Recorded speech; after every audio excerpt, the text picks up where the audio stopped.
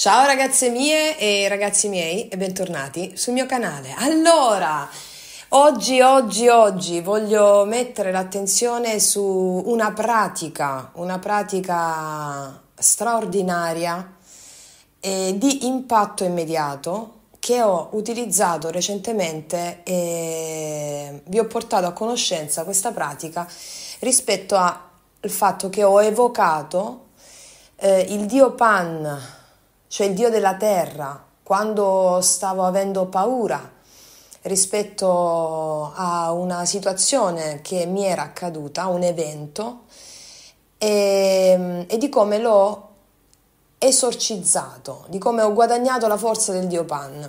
Parlandovi della telefonata che mi fece mia madre dicendo papà oggi non respira tanto bene, sono impazzita. Cioè, vi ricordate che poi ve lo metto in descrizione sotto all'info box il video di come ho fatto quel rituale per evocare tutta questa paura che avevo riguardo alla salute di mio padre rispetto a come ho debellato l'analisi e il controllo di come sono riuscita a portare al servizio quella forza e guadagnarne il favore del Dio. Ok, adesso continuiamo su queste pratiche rispetto a tutte le emozioni che ci attraversano. Come vi dico sempre, come ci insegna anche Selene, le emozioni sono dei. Le emozioni sono dei perché? Perché sono immortali. Il nostro corpo muore, però le nostre emozioni continuano a vivere. Le emozioni sono dei, spiriti, enti, entità. Allora, noi ci troviamo in una società che ha un approccio materialistico, un approccio desacralizzato, come dice anche Selene, rispetto proprio alle emozioni, alla malattia. È tutto così meccanicistico, è tutto così analitico, iperrazionale, è tutto così veramente anestetico. Ecco, le terapie che oggi si usano per gestire una malattia o gestire un'emozione sono anestetiche, anestetizzano, perché l'obiettivo del sistema è quello di avere persone controllabili, misurabili e governabili. E così il nostro sistema di credenze interno vuole controllare, placare, analizzare un'emozione. Ma non si può analizzare o guarire un'emozione. Per esempio, come si può guarire la rabbia, la furia? La rabbia è un dio. Mica si può guarire la rabbia, è assurdo come concetto se ci pensate. Viviamo in una società che ha paura delle emozioni, ha paura degli dei. Gli dei vanno riconosciuti, mica guariti. Ecco, il problema delle comuni terapie è che vedono tutto come un prodotto dell'io, l'io, tutto io. L'individuo, quando prova un'emozione, no? Cosa fa? Cosa fanno tutti? Quando prova per esempio rabbia. Dai, su, non devi provare rabbia, è una cosa sbagliata. Ti danno una pacca sulla spalla, è una cosa sbagliata, dai, passerà. È tutto un atteggiamento che è portato a sminuire una potenza, una forza. Ad anestetizzare. Perché? Perché la nostra è una cultura che ha paura delle emozioni. Le emozioni sono dei. È una cultura che ha paura degli dei, del divino. È un atteggiamento culturale che sempre deve sminuire l'anima. L'emozione è anima. E la nostra è una società che deve sempre anestetizzare l'anima.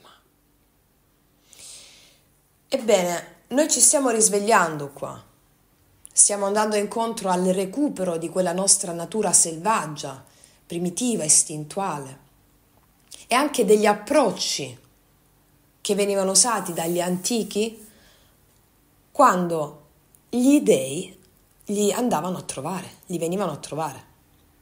Quindi ci vuole coraggio, perché questa è una società senza coraggio, è una società anestetizzata, ipnotizzata, dove non c'è coraggio. Perché se tutta la vita ti hanno insegnato che la tua rabbia è male, che il tuo senso di colpa è un male, e quindi devi scioglierli piano piano, sono dentro di te, li devi anestetizzare. Ma perché devo sciogliere le mie forze? Quindi nella misura in cui io sciolgo le mie forze, siccome le forze sono dei, e tutto accade per un fine che è quello di elevarti in coscienza, allora l'emozione che è un Dio che ti ama si ripete, si ripete, si ripete, si ripete, si ripete. Fin quando tu non dici sì, lo voglio, altrimenti sei vittima in eterno. Come vi dicevo sempre, come vi diceva la mia professoressa di anatomia, Dio ti accompagna o ti trascina, quindi ti asfalta il Dio.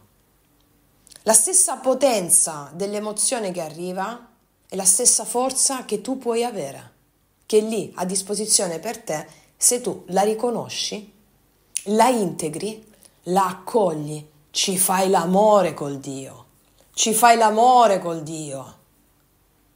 Quindi tutto quello che noi proviamo, come vi dico sempre, le persone, chi sono le persone? Dall'etrusco perso, che significa maschera. Gli etruschi utilizzavano le maschere per mettere in scena il teatro della vita. Quindi la persona è una maschera del divino. Ogni persona che incontriamo che ci scatena un'emozione, come piuttosto può esserlo un evento che è un'entità, un Dio, uno spirito, sono Dio che ti bussa alla porta, scatenandoti un'emozione. Quindi non dobbiamo cambiare le persone, dobbiamo cambiare la nostra relazione con le emozioni che ci scatenano le persone. Ecco, ci sono due tipi di approccio abbiamo, l'approccio appunto di una cultura della terapia desacralizzata e l'approccio sacro. L'approccio sacro è un approccio artistico, un approccio spirituale, un approccio teatrale. Io ho imparato molto dal maestro Jodorowsky, leggendo tutti i suoi libri, vedendo i suoi film. E vi ricordate quando 2 anni fa vi dicevo prendetevi un caffè con il vostro dolore, mettete in scena, Allora anche la mia conoscenza si espande, no? Perché la conoscenza è qualcosa di vivo, la conoscenza è viva e si espande, si allarga, si plasma su quello che già sapevi, si arricchisce, è un qualcosa di vivo la conoscenza. Ecco, in questa conoscenza ho appreso quant'è importante il mettere in scena il proprio dolore e dando la connotazione giusta a ciò che sono le emozioni, cioè dei, perché sono immortali rispetto al tuo corpo invece che immortale, allora noi possiamo veramente ambire a recuperare dei poteri straordinari che sono quelli dell'essere umano, che è Dio, che è divino. Allora, la terapia normale, diciamo desacralizzata, ti dice che approccia a te, al problema che hai, come se fossi tu in qualità di soggetto, responsabile del senso di colpa, della rabbia, della frustrazione e quindi tutto ciò che secondo questa società è male. Quindi io ti devo anestetizzare perché ti devo rendere controllabile, prevedibile e misurabile. Ma noi siamo espressione delle forze divine, non siamo controllabili, misurabili e prevedibili. Siamo il Dio che ci incarna, siamo le forze che ci attraversano.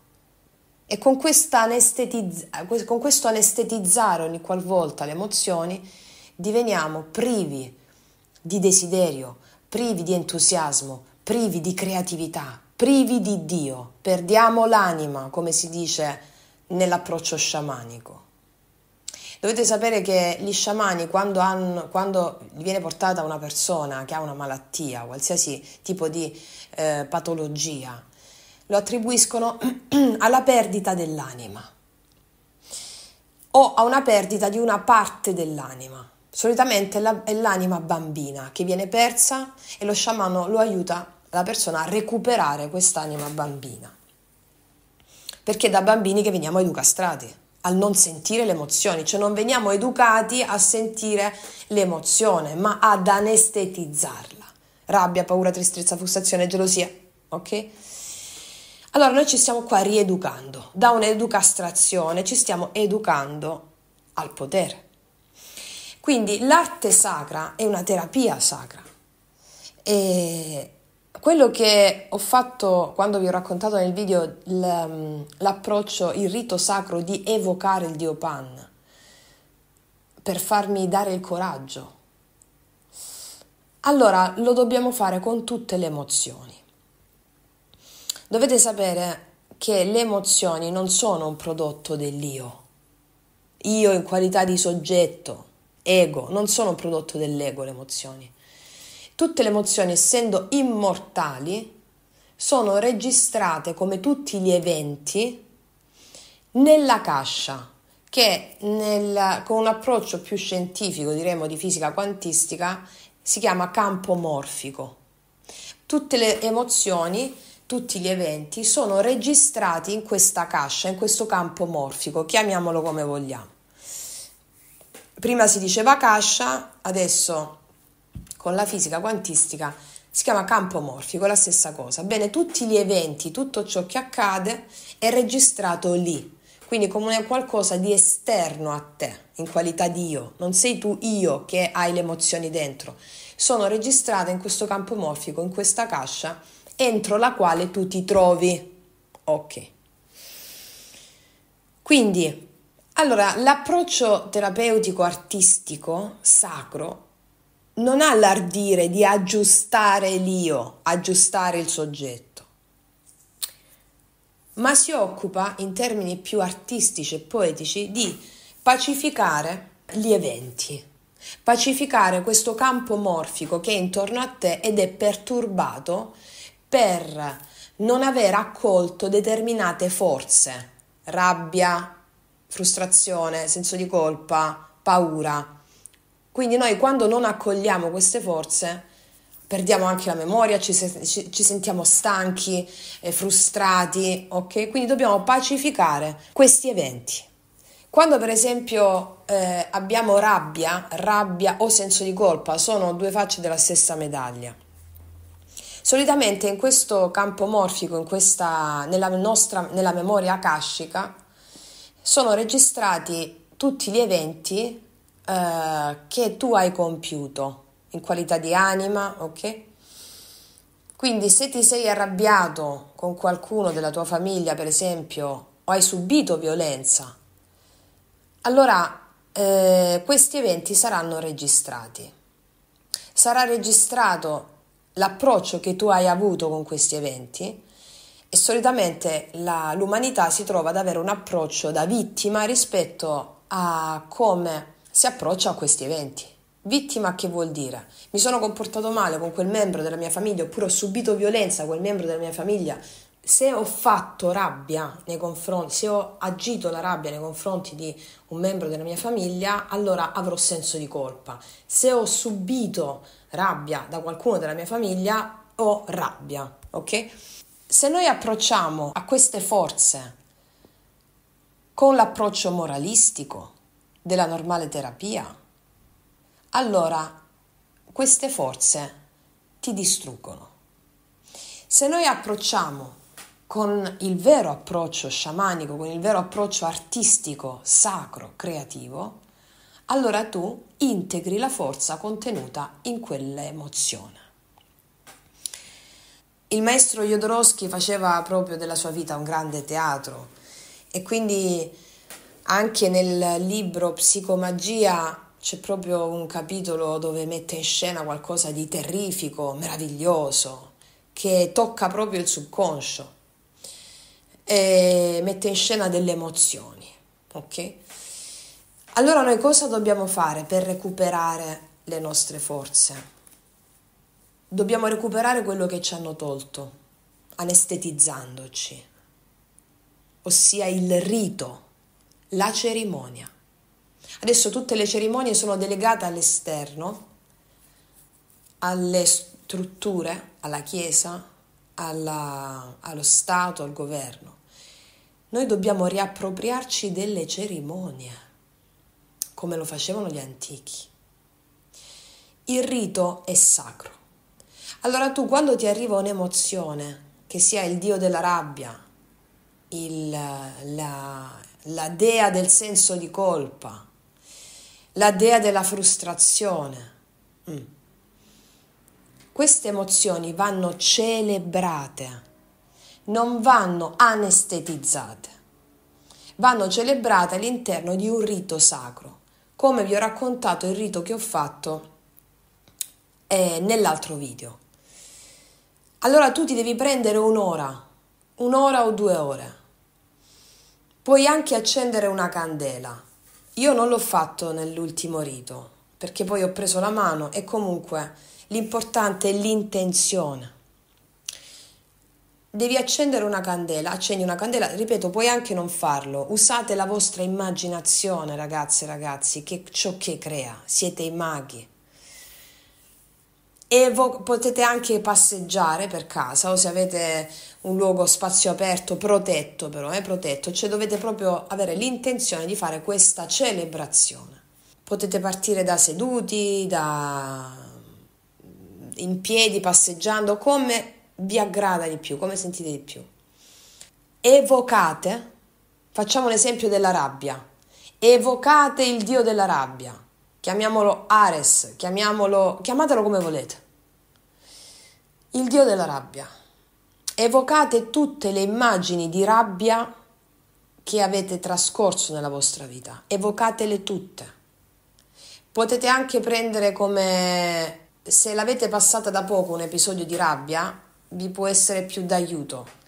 Però è la stessa cosa, ok? Potete prendere come la palla al balzo sentendo un episodio che vi scatena la rabbia e evocando tutti gli altri episodi che vi hanno scatenato la rabbia. Ma questo lo potete fare anche con la dea della frustrazione, tutti gli episodi di frustrazione o tristezza. E iniziate a evocare per immagini, potete farlo a occhi chiusi, potete farlo a occhi aperti, lasciatevi ispirare. Evocate queste immagini, lasciate che queste immagini vi pervadano e teatralizzatele.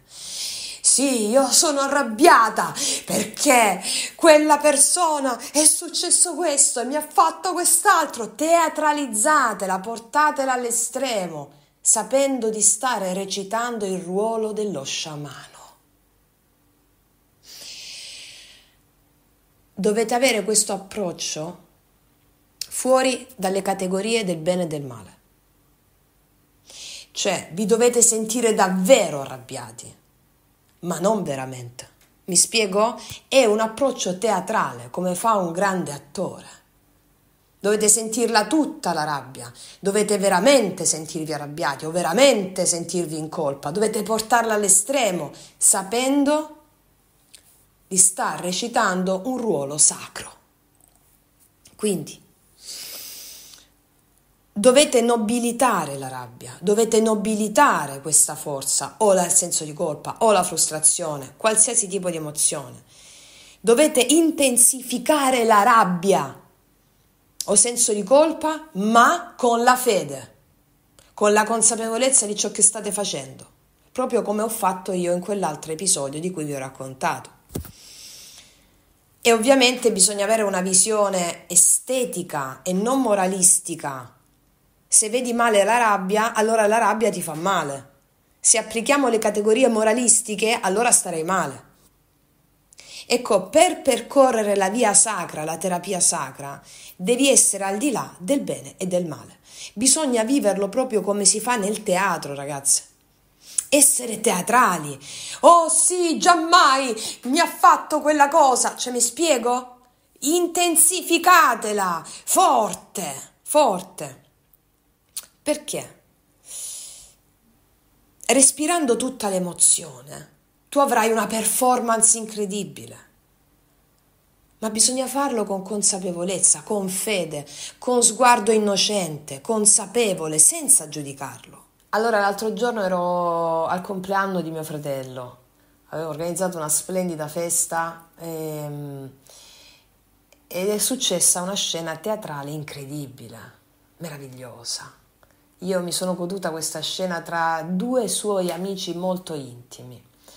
Uno di questi amici era molto geloso che l'altro avesse portato l'ex fidanzata che a questo ragazzo non piaceva per niente. E si è scatenata una lite di gelosia tra loro due, i due amici di mio fratello. Uno accusava l'altro con parole pesantissime, era una distanza di 30 metri l'uno dall'altro. Accusava l'altro con parole pesantissime e l'altro era in silenzio. A un certo punto l'altro ha iniziato a rispondere e si lanciavano come delle frecce infuocate a 30 metri l'uno dall'altro. Eravamo un giardino, 30 metri l'uno dall'altro, circondati da altri amici. Si mette in scena proprio una scena teatrale dove all'input di uno l'altro prende la palla al balzo e iniziano a dirsi tante parole. Io ti uccido, hai capito? Io ti uccido. E l'altro, tu sei un fallito, non fai. A un certo punto io vedevo questa scena molto emozionante, cioè io ero proprio emozionata, eccitata a quest'idea, cioè stavo vedendo, proprio perché non c'è giudizio, stavo al di sopra del bene e del male, stavo assistendo a una scena in cui le forze degli dei erano palesi. E a un certo punto i due ragazzi, alla fine di insulti, eccetera, si sono abbracciati come due amanti in preda alla passione. Si sono abbracciati come c'era un amore, una passione tra di loro incredibile. Si sono abbracciati, baciati, continuandosi a dire tu sei un coglione e tu un figlio di... mentre si baciavano, cioè all'inizio c'era questa tensione, questa rabbia, questa gelosia e poi dopo sfocia nel dio Dioniso, in quest'estasi di passione. Non l'hanno fatto coscientemente, o meglio, c'era l'amore tra di loro, il collante dell'amore, la voglia di manifestare il Dio, di mettere in scena questo Dio che ha palesato questa scena. E mi è venuto in mente tutto questo. C'erano altri ragazzi che si stavano spaventando di questo alzare la voce, alzare il tono, di questa messa in scena, perché avevano paura. E io sentivo una grande forza, una grande passione che li legava tra di loro, tant'è che alla fine quello che sentivo era ciò che poi ho visto, questo abbraccio, questi baci, continuandosi a dire parolacce. È stata una scena incredibile e tutti gli amici di mio fratello erano abituati a queste scene. Molti di loro, tra di loro c'è questa mettere in scena questi dei, queste forze, magari lo fanno inconsapevolmente, ripeto, però sono animati dal buttare fuori non tanto buttare fuori, perché la rabbia non va agita all'esterno, però se lo fai consapevolmente in un atto sacro, sì, cioè metti in scena, era proprio quello che vi sto raccontando in questo podcast di oggi, mettere in scena come facevano gli antichi, che facevano, ma come succede anche nelle costellazioni familiari, mettere in scena le proprie emozioni. E loro erano, ciò che li sostiene è l'amore. In questo caso, quello che vi dico, che vi ho detto in questo podcast, fatevi sostenere dalla fede che state mettendo in scena le vostre emozioni, guardate le vostre emozioni con sguardo innocente, tant'è che poi finirete per fare l'amore con la vostra emozione. Alla fine i due amici hanno fatto l'amore, non in senso fisico, ma in senso proprio si sono abbracciati, le loro anime facevano l'amore. Ovviamente non sto parlando di scene di violenza inconsapevole, sto parlando di un mettere in scena consapevolmente, con la fede che animava l'amore tra uno e dell'altro, mettere in scena le proprie emozioni. con la fede che li anima, quello che vi sto insegnando in questo podcast, con la fede, con l'amore. Non si sarebbero mai fatti male l'uno con l'altro, mi spiego? Stavano palesando le loro emozioni e c'è stato poi questo amore viscerale alla fine che è stato commovente. Wow, in estasi. Sicuramente i due ragazzi non avevano consapevolezza di quello che stavano facendo, però avevano la consapevolezza dell'amore che li legava. Vi ho fatto questo esempio di come teatralizzare, cioè loro hanno proprio rimarcato, hanno teatralizzato, perché erano anche cose veramente, lo sentivi, chi è in uno stato di presenza lo sente che stavano accentuando la cosa, teatralizzandola, mi spiego. Bisogna guardare le cose al di sopra del giudizio morale, del bene e del male, quindi uscire dalle categorie dell'io, del giusto, sbagliato.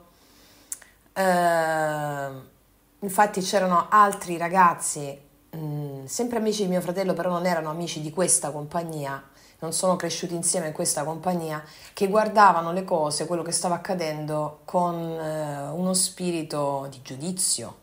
Non si dovrebbe alzare la voce, devi, no? Soffocare le tue emozioni. E quindi io vedevo queste scene e vedevo quanto giudizio anche c'era, no? Il senso qual è? Non che abbiano fatto bene o male. Vi ho portato questa scena per farvi capire qual è l'approccio al di sopra del bene e del male e di come vedevo queste due realtà, coloro che giudicavano, gli altri che agivano. Questo è un esempio a parte, questo podcast, proprio per farvi capire come anche approcciare al di sopra delle categorie del bene e del male, del giusto e dello sbagliato, e di come approcciare alle proprie emozioni in senso evolutivo. La rabbia, come tutte le emozioni, non va agita all'esterno se non con stato meditativo, con fede, con questo rituale che vi dico. Loro è come se fossero, io li ho visti in questo senso, animati dal loro spirito tribale, dall'amore, dalla fede che avevano l'uno per l'altro, e hanno messo in scena le loro emozioni, scalfendo anche coloro i quali li guardavano e li giudicavano. Cioè stavano portando delle emozioni anche a quelle persone, alle loro credenze, che avrebbero poi lavorato su di loro. Quello che vi sto proponendo è un inno al Dio, alla Dea che vive in voi, a non sottomettervi al giudizio morale, a non sottomettervi al giudizio sociale che ci vuole schiavi, misurabili, prevedibili e controllabili. Mio fratello ha questa comitiva di amici imprevedibili legati da un amore viscerale l'uno per l'altra. E li ho visti come una grande rappresentazione delle forze divine che ci attraversano tutti. Infatti tra di loro non si giudicano, mettono in scena le emozioni, non si giudicano, c'è un amore viscerale. Invece coloro i quali mettono in scena queste forze dominati dalla paura, allora scatena la violenza vera, quella che non vede l'emozione come un Dio. Sapete, ci sono due tipi di paura: la paura legata alla mente razionale e la paura legata all'istinto di sopravvivenza. Quella legata alla mente è una paura legata al confronto con gli altri, al confronto con dei parametri comunemente condivisi, che sono dei parametri sociali, di bene, di male, di meglio, di peggio. Ecco, e se stiamo in questa analisi, la mente ci uccide. Ecco, proprio la creatività è proprio capacità di lasciare andare questo tipo di giudizio. Quando non sei creativo è perché sei ancorato a quello che hai acquisito. E questo è un grandissimo limite Abbiamo paura a lasciare andare quello che abbiamo acquisito. Dobbiamo invece avere la capacità di mettere tutto in gioco. Allora possiamo avere quello spazio vuoto dove possono entrare idee, ispirazioni, è lo spazio della creatività. E la creatività è proprio il coraggio, la capacità di lasciarsi andare. La paura è invece attaccamento, rimanere attaccato a quello che si ha, che si possiede, a quello che si pensa di essere o di avere. La paura è un grande limite.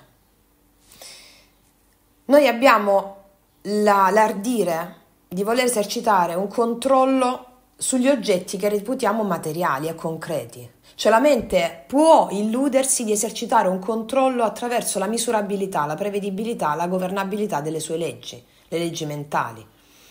Quindi la mente costruisce tutto un universo oggettivo che non esiste, se non in se stessa. E questo è il peccato originale, è questo che ci fa cadere dal paradiso delle origini, ossia il senso dell'oggettività delle cose, che viene portato in essere a scopo di potere. Ecco, fin tanto che noi siamo dentro questo concetto, agli strumenti del mentale, e quindi non della realtà vera, che è quella dell'anima, capisci che tu esisti in un mondo oggettivo, che ha le sue norme, le sue regole, le sue leggi, che ti rendono vittima e schiavo. E non puoi avere successo in quel mondo lì. Non puoi comprendere che tu sei più grande del mondo, non lo puoi vedere, tu sei anima. Ecco, il mondo mentale ti rende un automa, misurabile, prevedibile e governabile. Quando fai invece il salto, la proporzione tra te e il mondo si ribalta completamente. Tu sei più grande di quello che credi di avere, di quello che credi di possedere. Questo è un tipo di paura sociale. C'è invece un altro tipo di paura che ha a che fare con l'istinto di sopravvivenza, e questo tipo di paura può essere veramente il nostro più grande potere, il nostro più grande alleato. Il confine tra la follia e l'illuminazione è sottilissimo. Sia colui che viene illuminato sia il folle sentono dentro una forza inarrestabile. Ecco, quello è il dio Pan, il dio della terra, il dio dell'istinto naturale. Solo che il folle si spaventa e viene travolto, invece l'illuminato non ha paura e viene risvegliato. C'è quindi questa sorta di paura alleata, paura positiva, che è quella di sentire nella natura, negli istinti, anche nella natura stessa, in madre terra, negli alberi, negli animali, questa potenza, che poi è la stessa potenza che incarna gli esseri umani, e viene chiamata Timor Dei, il timore degli dei. Quel timore degli dei significa essere nella sacralità. Il Timor Dei è fede, sostanzialmente è fede e coraggio, cioè sentire la potenza dell'universo, la grandiosità di un albero, per esempio, sentire anche la magnificenza di un fiore e quindi anche astenersi dal coglierlo, sentire la grandiosità di un albero, evitare di tagliargli il ramo in fiore, sentire la grandiosità e la potenza del cibo che mangi e quindi mangiarlo con assoluto rispetto e sacralità. Ecco, questo è il Timor Dei, è il rispetto della divinità, della natura. Questo è il dio Pan. Senza il Timor Dei, senza questo tipo di questo rispetto, allora il dio Pan, ossia la paura, assume tutte le sue forme più distruttive e ci travolge.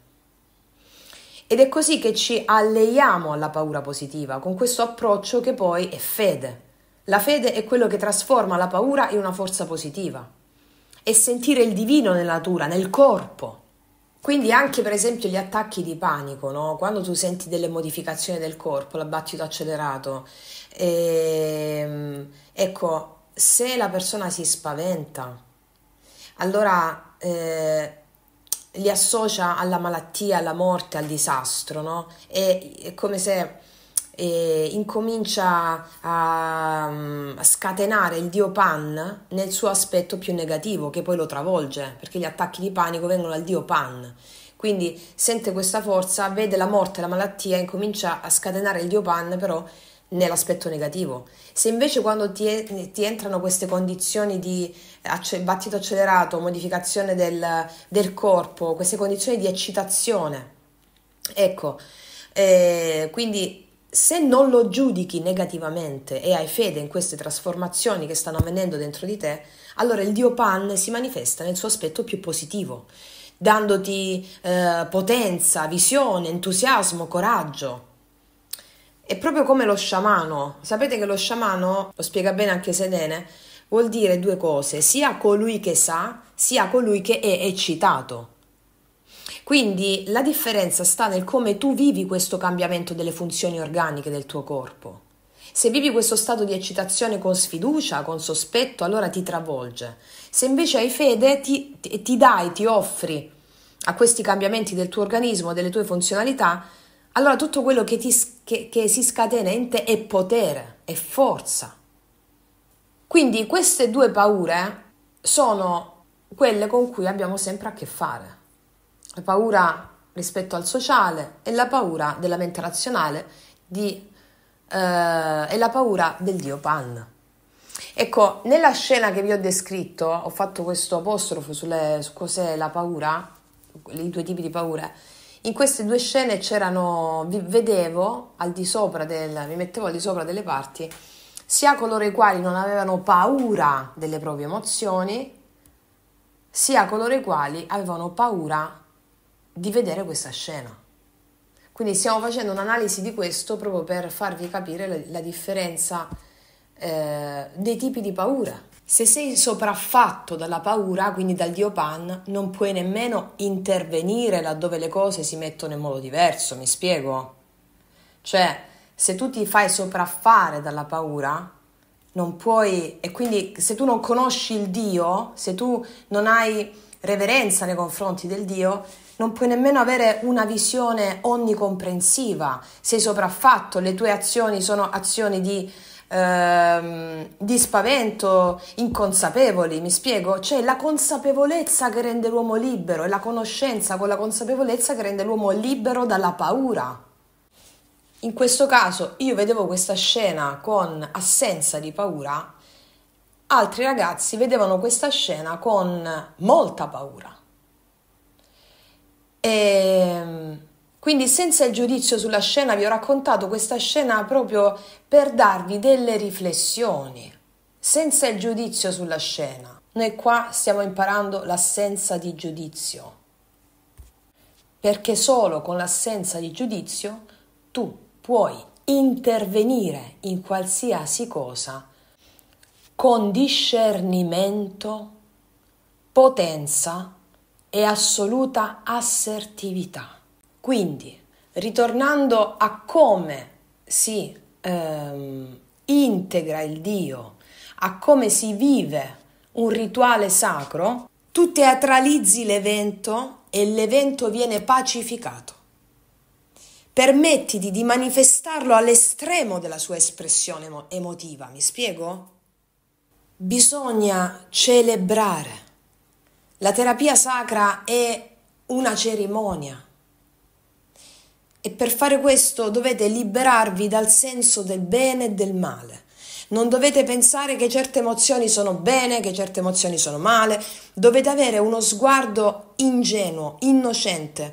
E con questo sguardo guardate il vostro senso di colpa oppure la vostra rabbia o la frustrazione e mettetelo in scena. Ovviamente.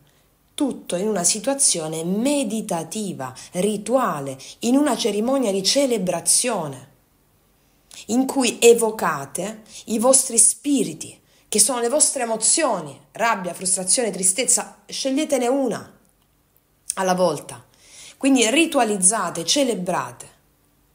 E poi, dopo, quando accade questo, dopo che finite il rituale, dopo che finite la celebrazione, 1 ora, 2 ore, voi poi quando andate nel mondo, andate nella vita, vedrete che la vostra rabbia, il vostro senso di colpa sono i vostri più potenti alleati. Si sono trasformati, sono diventati le vostre forze. Dovete entrare proprio nell'estasi della teatralizzazione, chiamiamola così,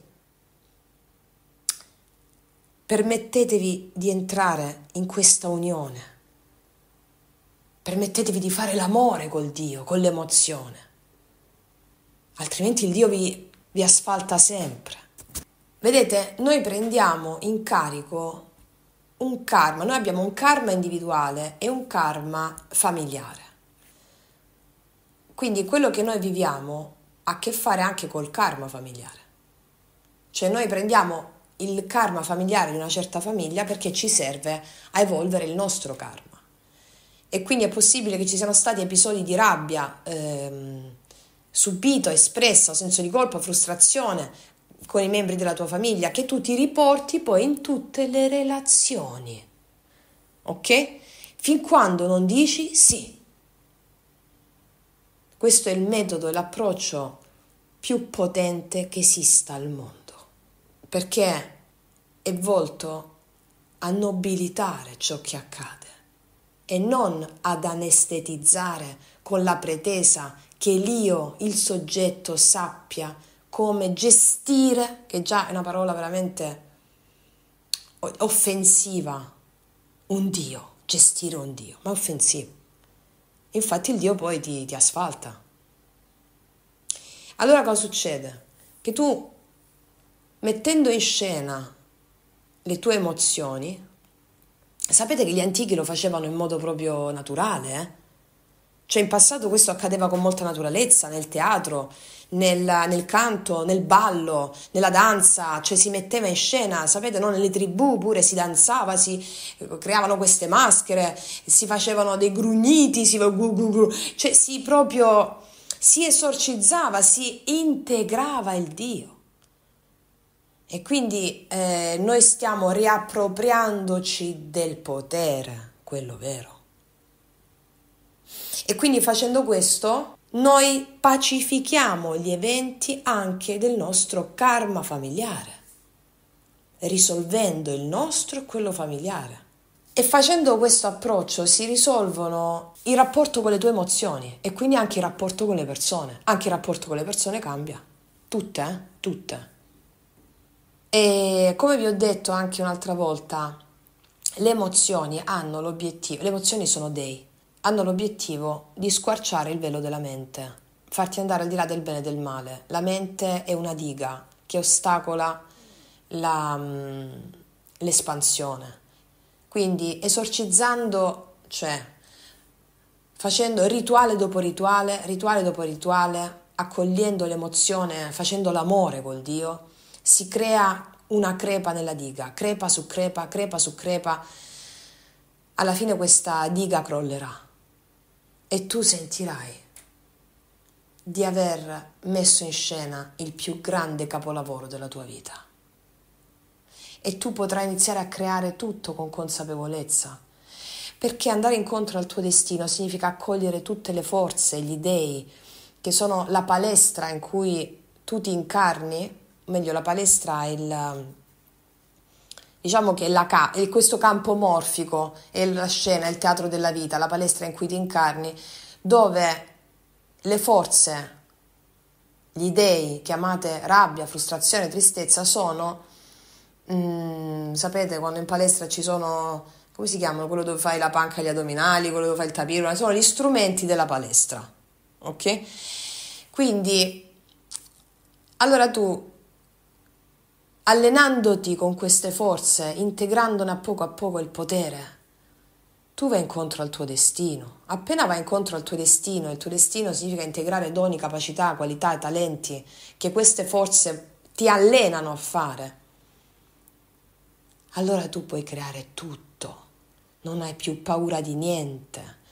Non hai più paura di immaginare, perché noi siamo limitati nelle nostre manifestazioni di successo perché abbiamo paura a immaginare, oppure quando immaginiamo arriva sotto il senso di colpa, no, non sei abbastanza per manifestare questo, oppure arriva la rabbia che non hai integrato e ti dice se tu non la realizzi oppure tu non la realizzerai mai perché sei una persona perdente, quindi tu provi rabbia. Perché tutte queste emozioni? Perché non le hai integrate ancora.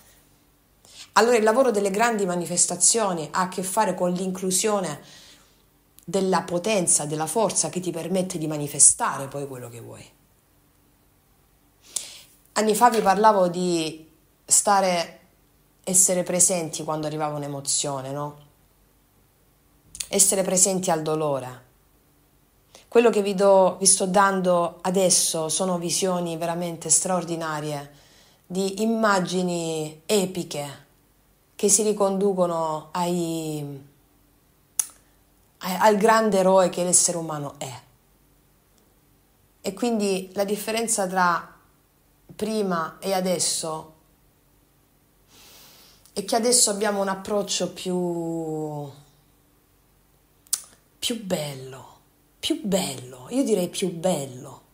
Non è un approccio limitato al soggetto, è un approccio grandioso, espanso all'anima, agli dei, alla bellezza, che è ciò di cui la società attuale è tremendamente carente.